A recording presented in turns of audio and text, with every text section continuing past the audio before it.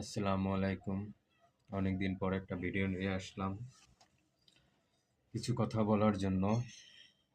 সব কথা তো আর সবাইকে বলা যায় না ফোন দিয়ে, তাই কিছু কথা বলতে আসলাম।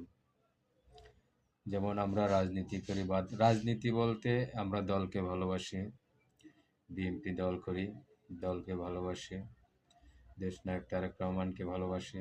তাই আমরা যখন প্রোগ্রাম শুনি, অমুক জায়গায় প্রোগ্রাম, অমুকখানে অমুক মিটিং, আমরা কুত্তার মতো দৌড়াই, কিন্তু আমাদের কোনো মূল্যায়ন নাই।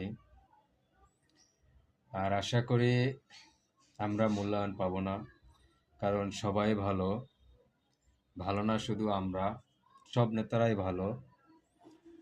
আমরা শুধু খারাপ সাধারণ মানুষ, বা বিএনপির কর্মী যারা আছে, বা সাধারণ জনগণ, আমরাই শুধু ভালো না। কারণ আমরা যদি ভালো হইতাম, তাহলে তো আর প্রোগ্রামের কথা, মিটিংয়ের কথা, মিছিলের কথা শুনলে আমরা দৌড়াইতাম না, খাইয়ে না খাইয়ে দৌড়াইতাম না।